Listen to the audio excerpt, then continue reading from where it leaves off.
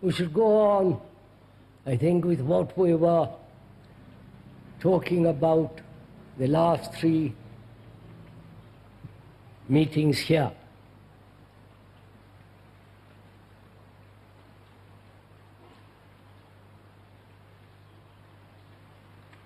Each trade, each skill has its own discipline. If you are a carpenter, it has a particular discipline.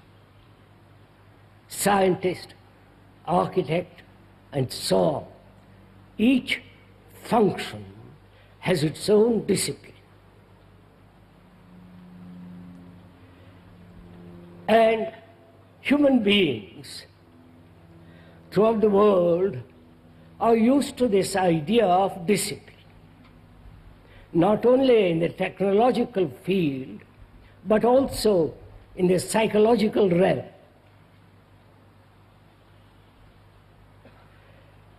And we are, through education, through our culture, through every form, in every form of relationship, there is, as we have accepted, a certain discipline. I would like, if I may, go into this question rather deeply. Why human beings need discipline at all? Please carefully listen. Don't jump to any conclusion and say there must be no discipline. We must live in permissive society as we are now, and any form of restraint, any form of holding is inhuman, and therefore the other extreme. As we were saying the other day,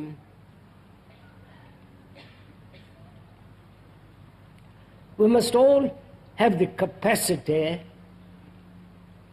not only to be able to listen, to observe together, but also think together, which apparently is much more difficult. Because we are so trained through our religion, through our culture, to think individually, separately.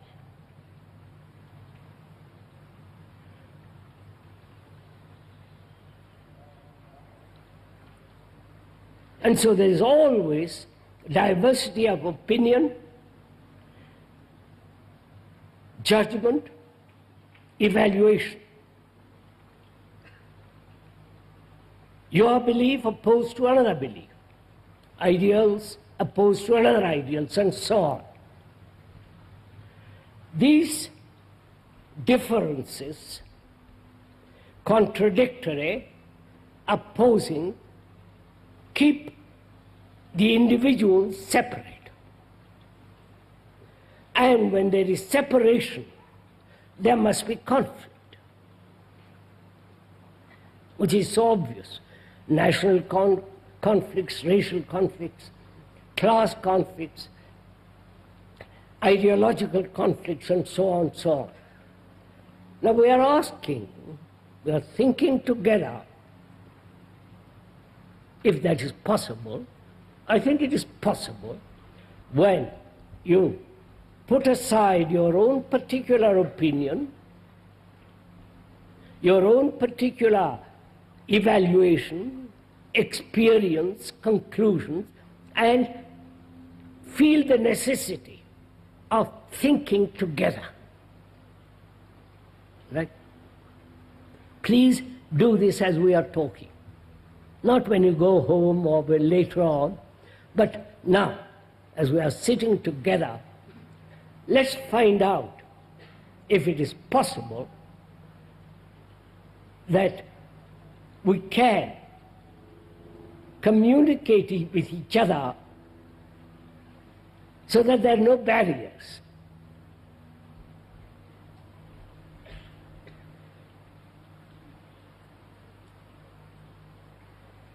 The speaker is only sitting on the platform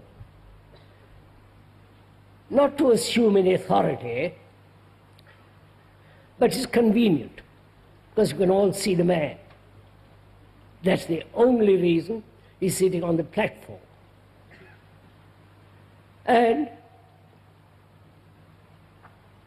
is it possible to think together about this whole question of discipline, effort, and whether it is possible at all in life to live without a single effort?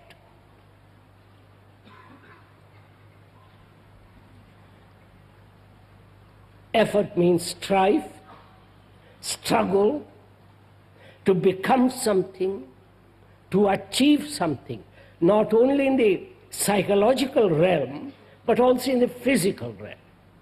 Is it possible to act without effort? To have a relationship with each other in which there is no strife whatsoever between two people, and no conflict within oneself, to think clearly without the determination to think clearly, all that implies conflict. Can we together think out this question, and as we are thinking it out, eliminate as we are going,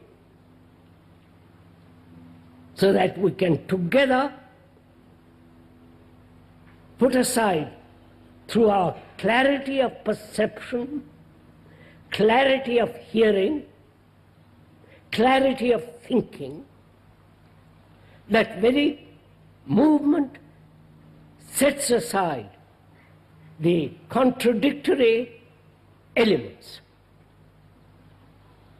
That's what we're going to discuss this morning, if we may.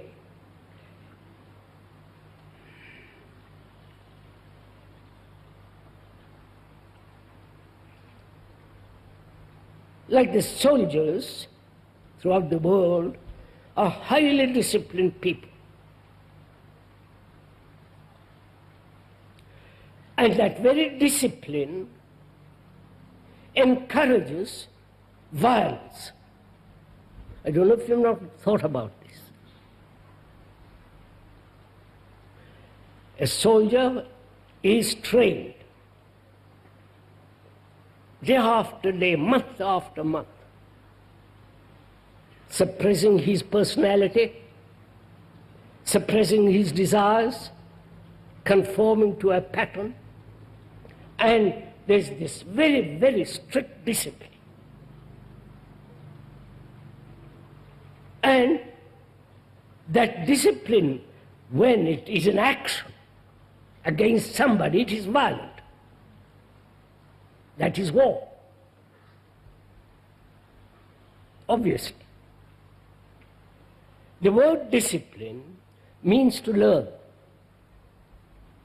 not to conform, not to suppress, not to imitate, but to learn.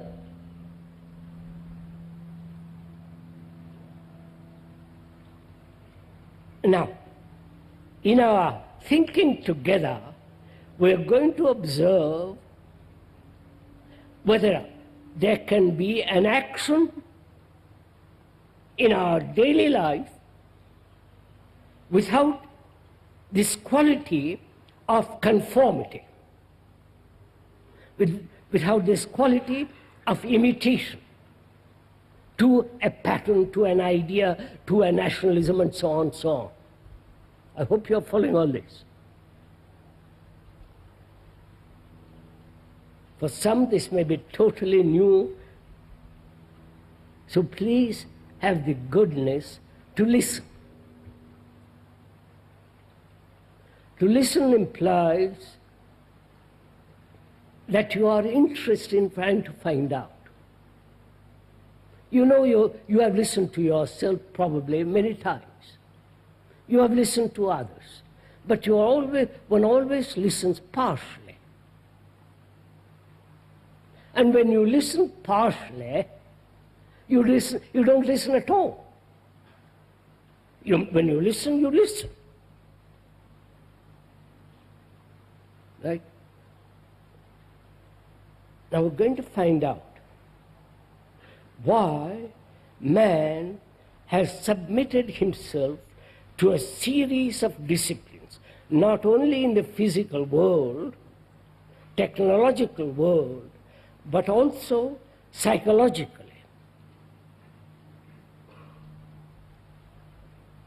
And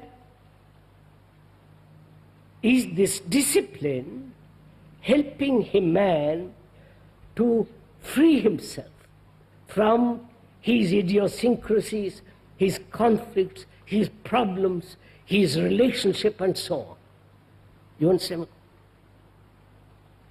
Right? Are you all very hot?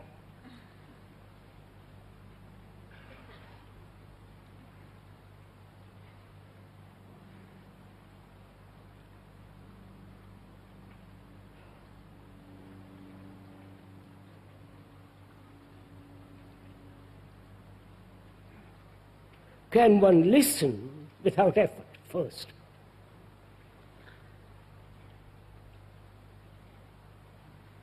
Not to the speaker only, but to learn the art of listening.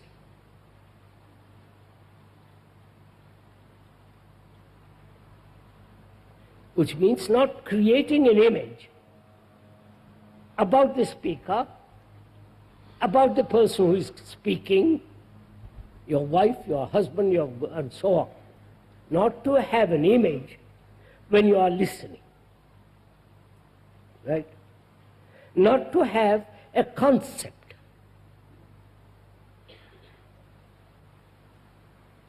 Not to hold on to one's own knowledge and say, as you listen, interpret what is being said according to your knowledge.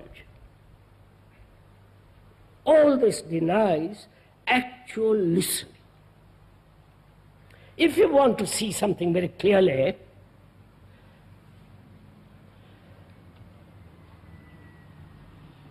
you must give your attention.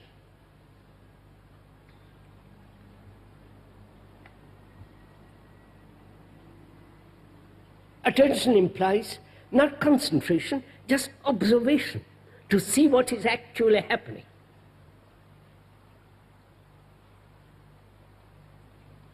Like a good scientist, looking through a microscope, he must look what is actually taking place.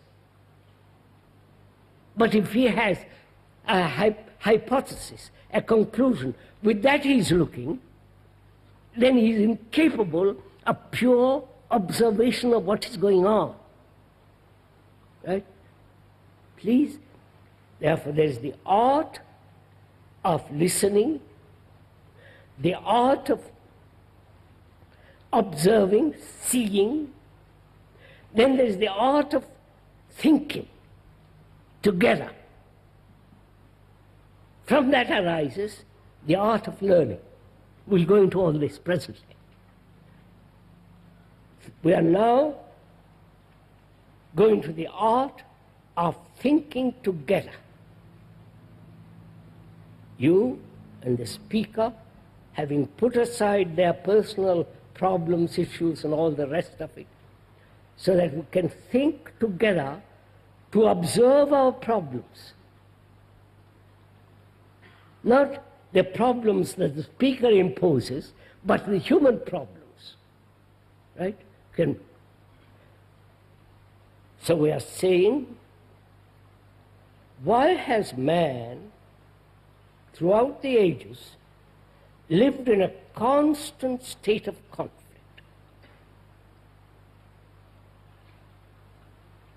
Whether he's seeking God, whether seeking heaven, whatever he does, both in our relationships, outwardly and inwardly with each other, there is this constant struggle, strife.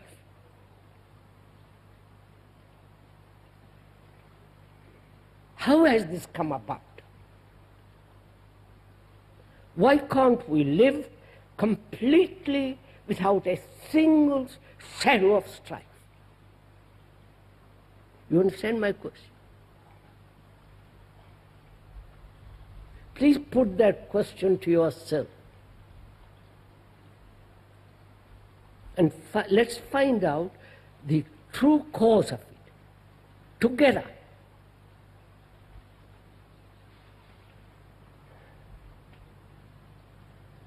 Strife must exist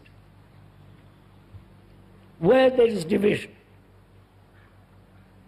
That's obvious. Division between the guru and the disciple, between nationalities, between class. As long as there is a division of any kind, there must be conflict. This is obvious.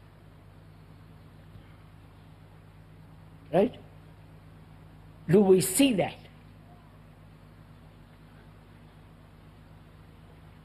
As long as one thinks one is superior to another, there must be conflict. As long as one asserts one's opinions, judgments, as opposed to another opinion, another judgment, there must be division and conflict. In relationship between two people, each pursuing his own ambitions, his own fulfillment, his own desires, division exists, and therefore there's conflict. Right? I hope you're observing it, not verbally, not intellectually, but actually as it is taking place in your daily life. Right? Now we're asking, why has this division come into being?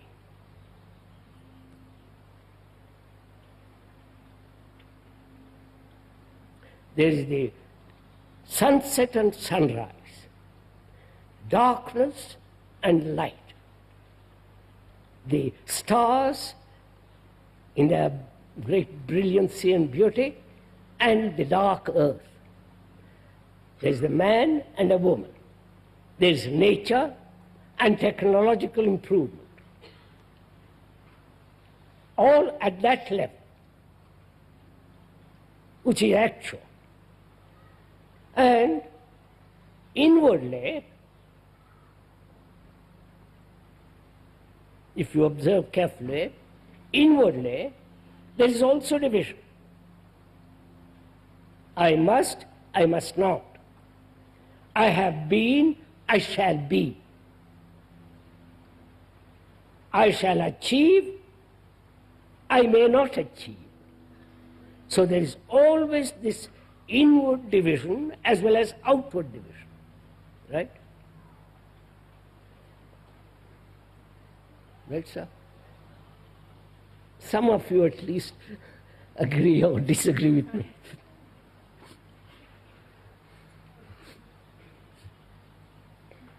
We are asking why. How has this come about? Is this normal state natural, healthy state, or it is really abnormal?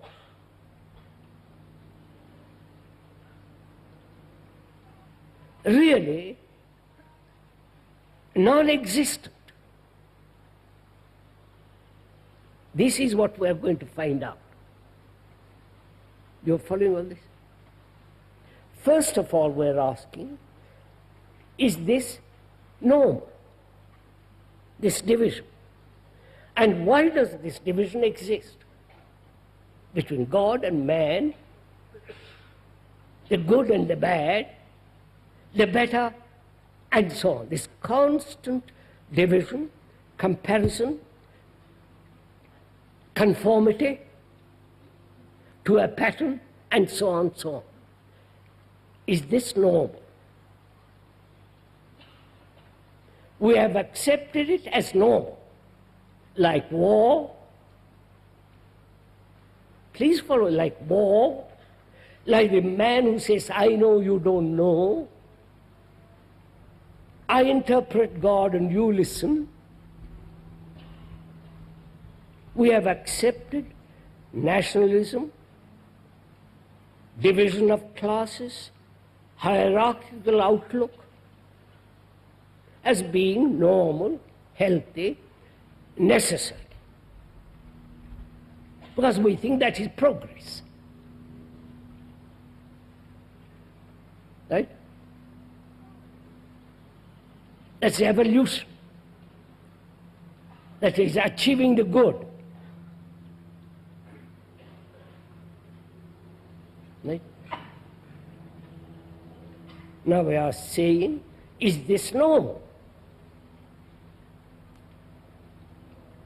We are questioning to find out together, not speaker says something and you accept or reject. But together we are investigating into this question, which means we are thinking together. Not you think and I accept, or I think and you accept, or you reject or I reject.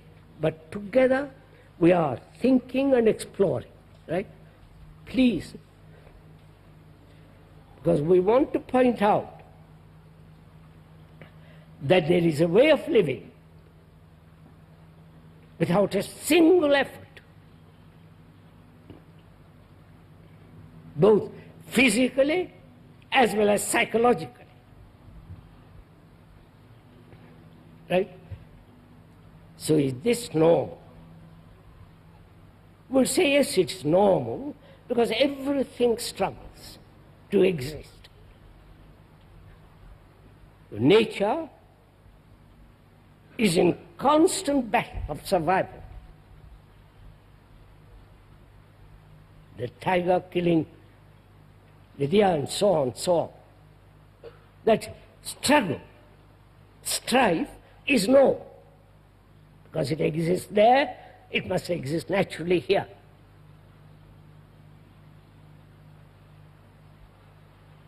And without struggle, without comparison, without competition, you cannot progress. Perhaps that may be so in the technological world, but we have accepted also psychologically. Right? That the more knowledge we have, the greater the ascent of man. Right? The more one knows about the universe, about the environment, the more and more, the more cultivated, the more educated, the more enlightened the human being becomes. All that implies struggle.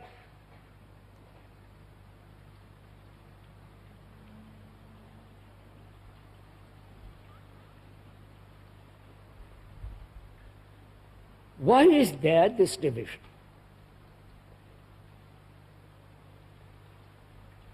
Have we taken it over from the actual fact that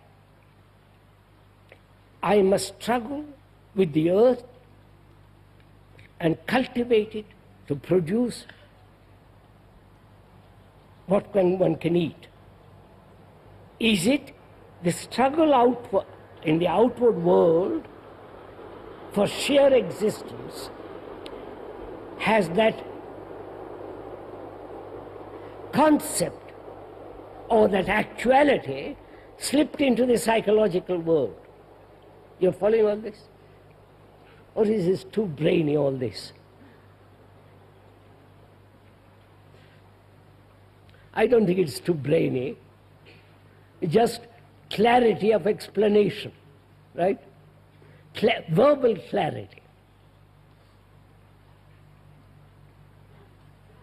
We must begin with verbal clarity. Otherwise, we cannot communicate with each other. If you say, well, that's all too complicated for me, too highbrow, too intellectual, or you have to stop investigating, finding out for yourself why human beings have lived like this through millennia struggling.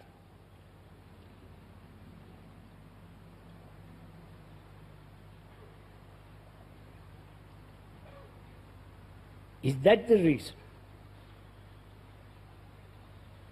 We see nature in struggle, in conflict.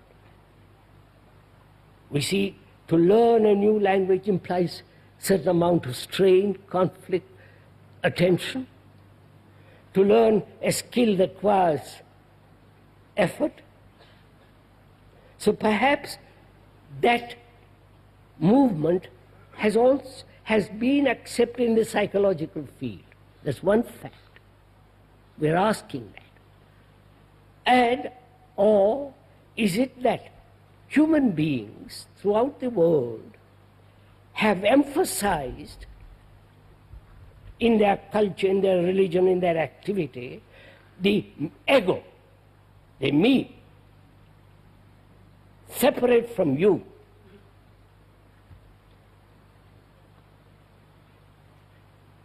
You follow? So, culture, religion, economics, politics, everything has educated man to the idea, to the concept of the me and the you. Therefore, there is a division. And in the me, there is innumerable divisions. Right?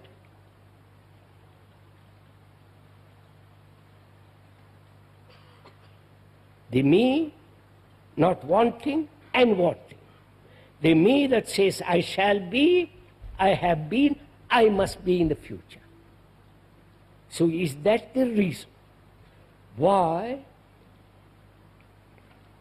Is that the cause of this division, which is brought about by culture, religion, and so on and so on?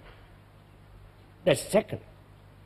Or is it that each human being is seeking salvation individually, seeking security individually, seeking nirvana, heaven, illumination by himself? And the idea, when you reach that, then you're all one. You follow? So this has been what we have been taught, encouraged, learned, conditioned. Right?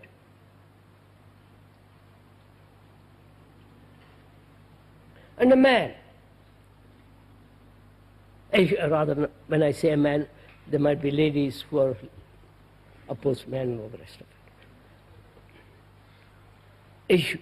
Why has a human being not gone into this question? No saint has gone into it. No religious teacher has gone into it. They say ultimately you will be without effort. But you must make effort to reach the ultimate. Therefore you must struggle, you must conform, you must discipline, you must starve, you must fast, you must, all the rest of it. You must follow, accept authority.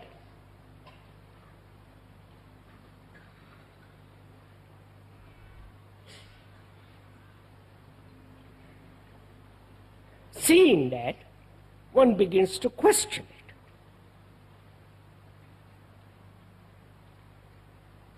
One asks, is it possible?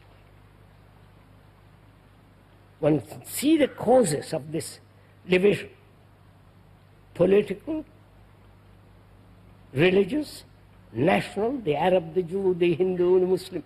Follow all that? The totalitarian, the capitalist, they're all the same. So, is this normal? Or we have so given to this individual, isolated, self-centered problems, seeking security there and never finding it, because when one is isolated, one can never be secure, right? I wonder if you see that.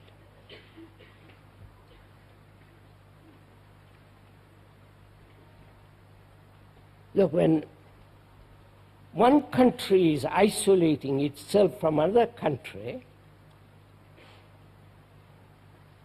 how can they coexist? There must be wars, there must be, the whole thing that's going on. But yet, we as human beings are isolating ourselves in all our activities and trying to find in that isolation security and have a relationship with another who is also seeking, isolating himself. There must be inevitably conflict and therefore no security, right? Security implies a state of mind in which there is no conflict. You're following me? Right, sir?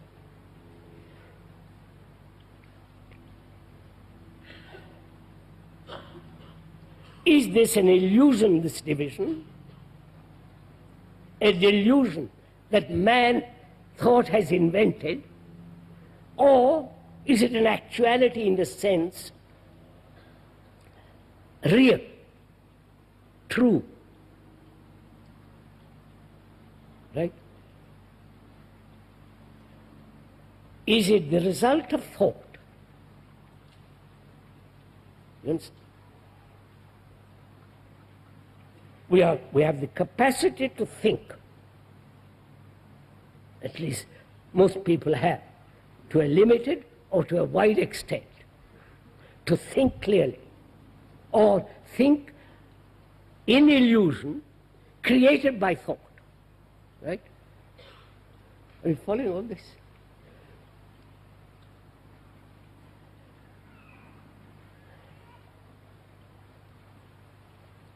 Thought, as we've been thinking, as we've been saying, is the response of memory,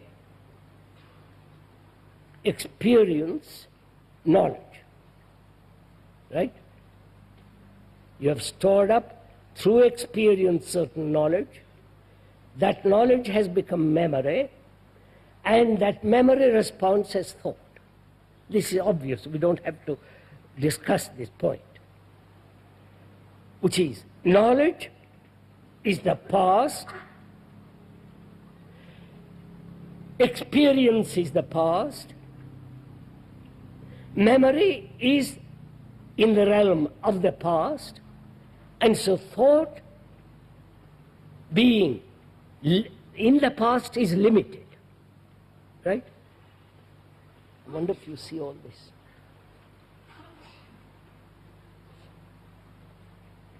Yes, sir? Please don't agree. Watch it, it's obvious. So thought is the movement of the past. Movement modifying itself in the present going on, but always rooted in the past. Therefore it's limited. Right? Isn't that so? Please come on. Huh? So has thought invented this idea as the me separate from you? You're following on this?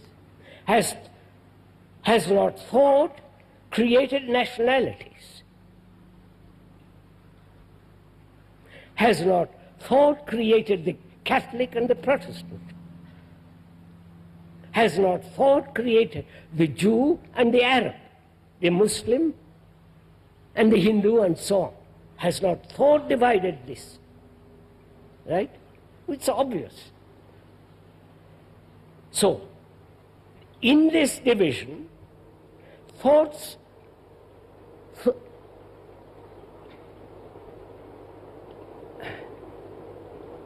hope to find security. Right?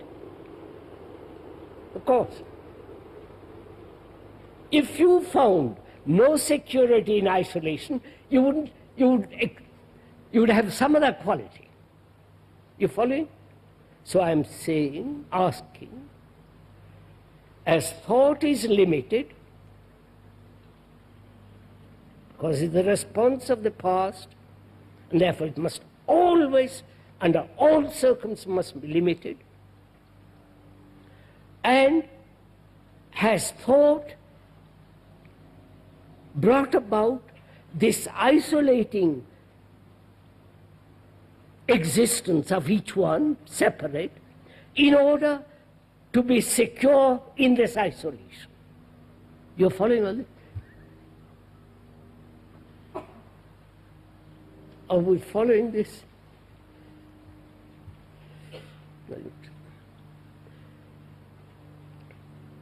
And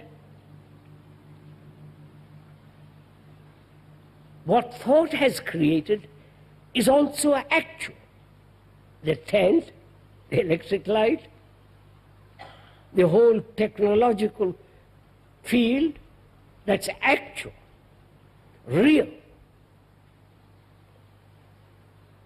And is the me, the ego, real? You understand?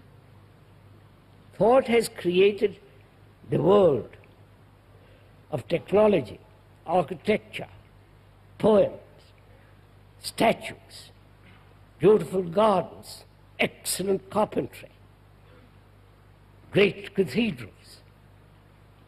And also thought has created the things in the cathedrals.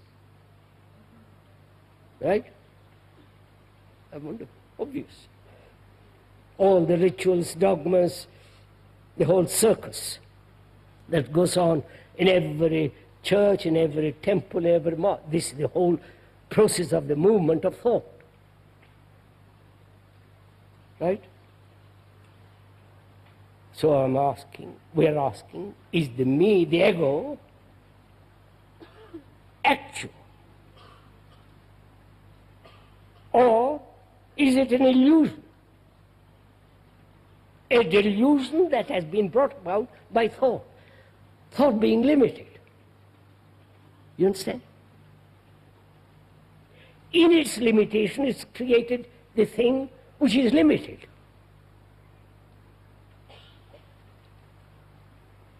Do you see this, or you are rejecting this?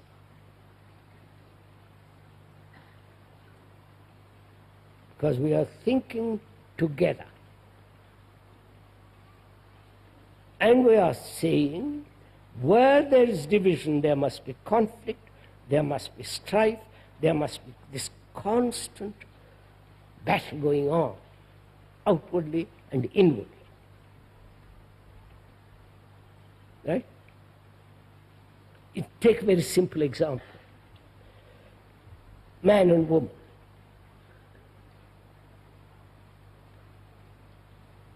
In all relationships, as it exists now, there's conflict.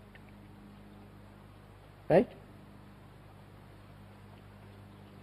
Would you agree to that? Huh? At last. At last everybody agrees about something.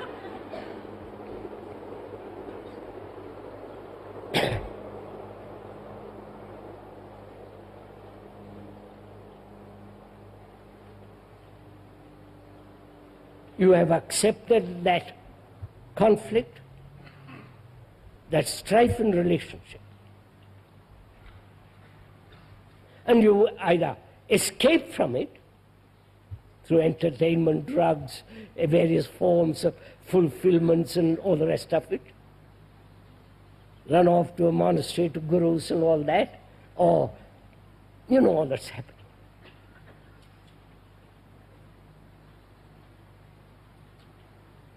And one has never asked in that relationship whether you can live with another perfectly peacefully, not indifferently, not carelessly, not caring for each other, but caring for each other, being tremendously affectionate, being responsible, but without a sense of conflict. Right? Now, can we think this out together now? Not go home and think it out. Now, sitting here, can we together think it out so that you can totally end this conflict in relationship? It can depend. Maybe, Let's say. Also for the other one. I'm going to go into that, sir. Un momento, per favore. We'll go into it.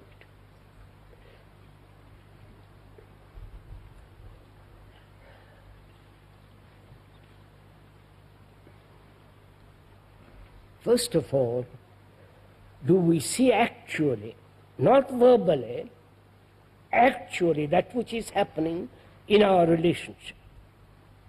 Right? That's obvious. Go slowly, go slowly.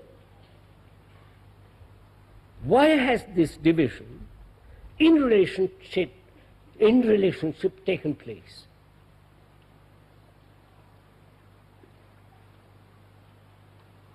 Go on.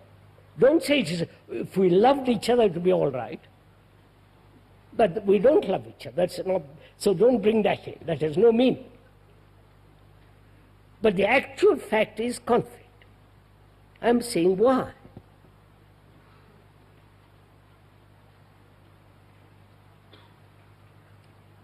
Isn't it fairly obvious that each one, man, woman, each one is exploiting each other, each one using each other, trying to fulfill sexually, non-sexually in each other, and each one being ambitious in different directions, pulling away all the time from each other, and meeting perhaps in bed, and think we love each other. Now I say, what is the root of all this? Ask yourselves, what is the root of this?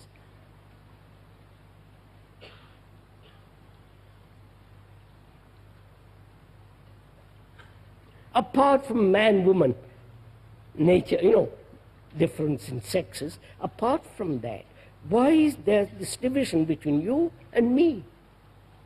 Between the woman and me, man, in their relationship? Is it, we're asking, please inquire with me, is it our culture, our education, which has so emphasized the me so strongly, and you equally strongly? You follow? That is my ego and your ego.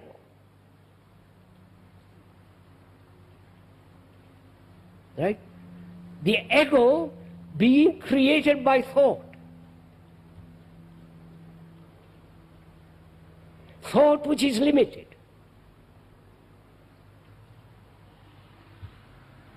Now when you look at yourself as an ego, the self-centered entity, what is it? Actually, what is it? Is it the name, the form, the shape, the idea, the concept, the image, right? That is the me, with all the tendencies and all the rest of it. Essentially, it is the product of thought. Do you see that? Or do you say, no, that's not it. It is God in me and God in you. You see, that's too silly. Or you may say, you see, to maintain this division, man has invented so many concepts. The Hindus have extraordinary concepts, the Atman and so on, so I won't go into all that. You follow? To maintain this division and to continue in this strife and no way out of it, man has invented gods and all the rest of it. The saviors, all that nonsense to me.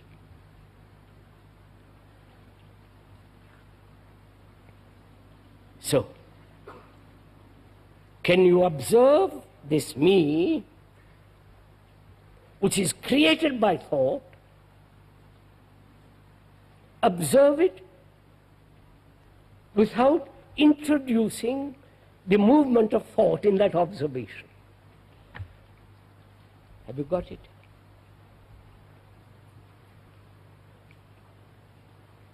Please see first of all the logic of it. The logic. Thought is the response of knowledge and memory, which is the past. So thought is the past, modifying itself all the time, but is rooted in the past. And therefore it must always be limited, narrow, can never be whole. Right? And thought has created the division in its action. The me and the not me, the you and I, we and they. And also created various kinds of divisions. The technological action, the personal action, the ideological action, the supreme action, and so on, so on. Right? That's a fact. Now, can you observe that fact? Please listen carefully. Can you observe that fact without thought entering into that observation? Which are the instruments I have to use? One moment, I'm coming to that. So just first go slowly. The gentleman says, it's the only instrument that I have. And therefore, how can I look without employing that instrument? You understood? Right? That's a wrong question you have put. Because we have not clearly understood the limitation of thought. If you see clearly the limitation of thought,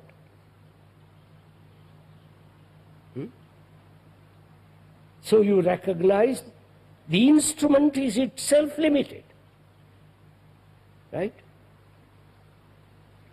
And is it possible not to employ that instrument?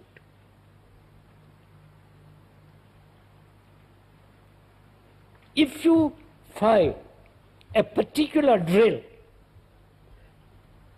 cannot dig a hole, you find other means to to dig a hole. But if you say, I have only this instrument, then you cannot dig a hole. You understand? So do we realize the instrument itself is useless? To investigate into this question of conflict. That's the whole point. You understand? I wonder if we understand this.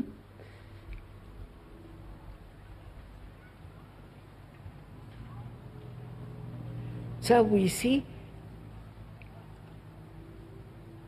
we are so used to a particular form of action which has not produced results, but we hold on to it. We don't say, as it does not produce results, I will put it away, throw it out. Let me find out another. You follow? That is our struggle. You want to employ the instrument of thought, and through thought you hope to resolve the problem. But thought itself is limited, and therefore it is not the instrument. Right? Do we see that? Do we see in our relationship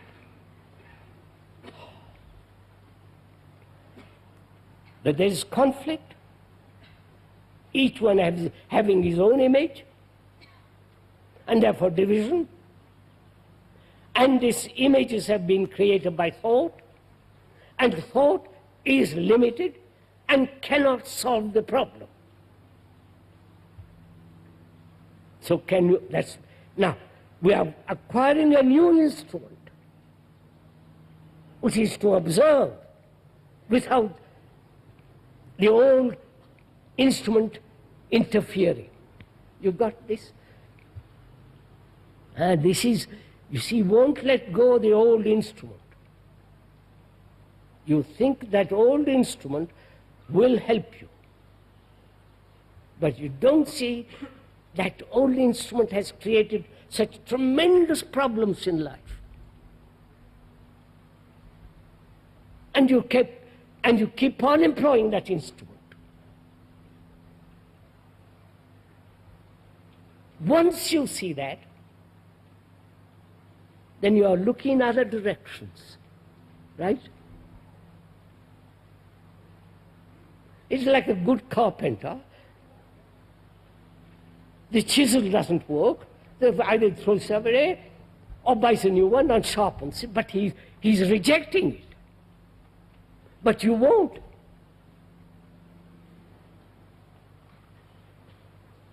Because we are not clear. We don't think clearly.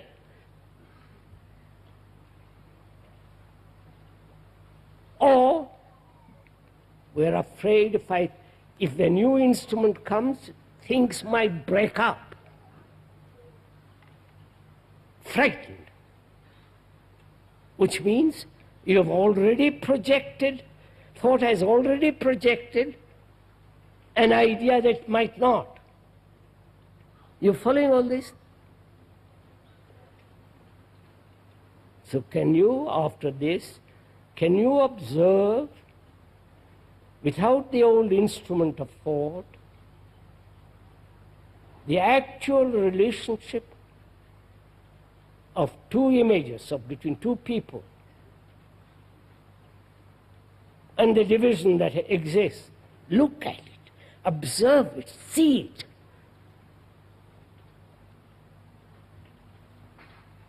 Then what takes place? You can only do that when you have put aside the old instrument.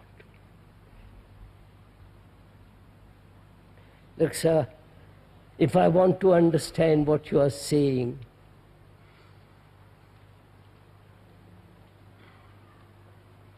I must listen to you. I must listen to you with affection, with care, with attention. because I want to find out what you're saying. But if I say, yes, I agree with you, I've heard this before, or you're saying something new which is impossible, you're not listening.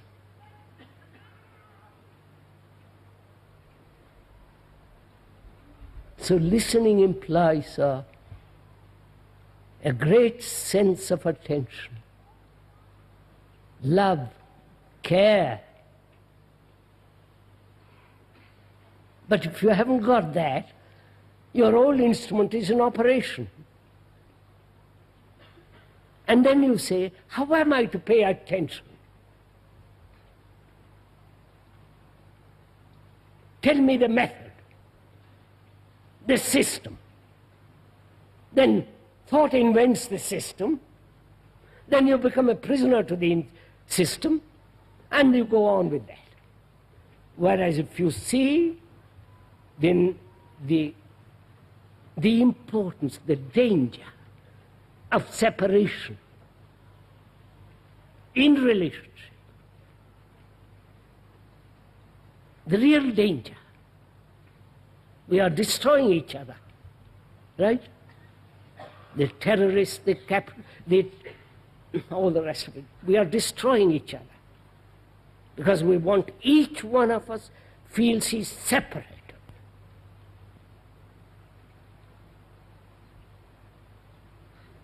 And if you see the danger, then you will listen. You are already in a state of acute listening to find out whether there's a way out of this. Right? Are you listening that way?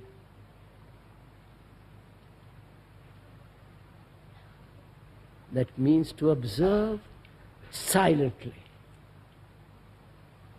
Silence means not just going off in sleep or this or that. Silence is tremendous attention. That attention is complete energy. All the energy that you have with all your mind and heart, that is attention. Then you listen. And that very listening, that very observation dissolves the limitation of the instrument.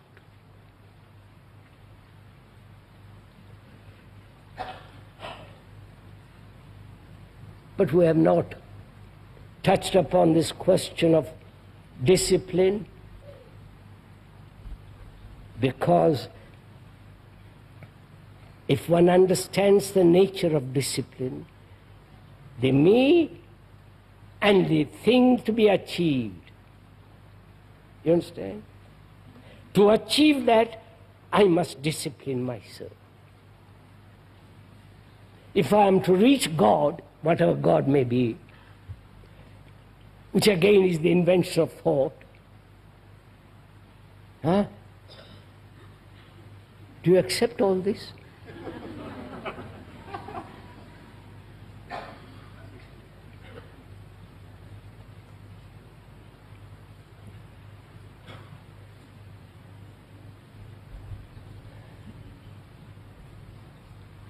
See, we discipline ourselves to be good. You tell the child, be good. Don't do this, do that. Is goodness born out of discipline? Have you ever asked that?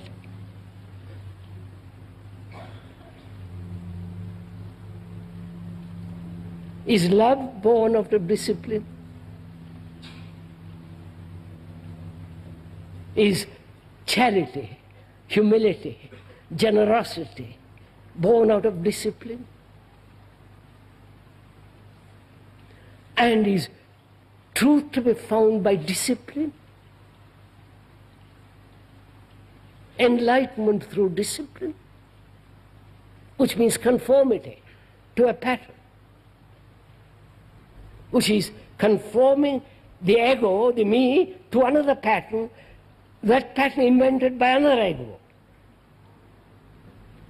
You following all this? So when you see all this, the basic question is, can one live in this world without the me, without the ego, without all the things thought has created, God's, psychologically. Thought has created the postman, right? The engineer. You need the postman. You need the engineer. But you don't need the things that thought has created in its desire to be secure psychologically. And in that there is no security. Security exists only when there is no division. Right?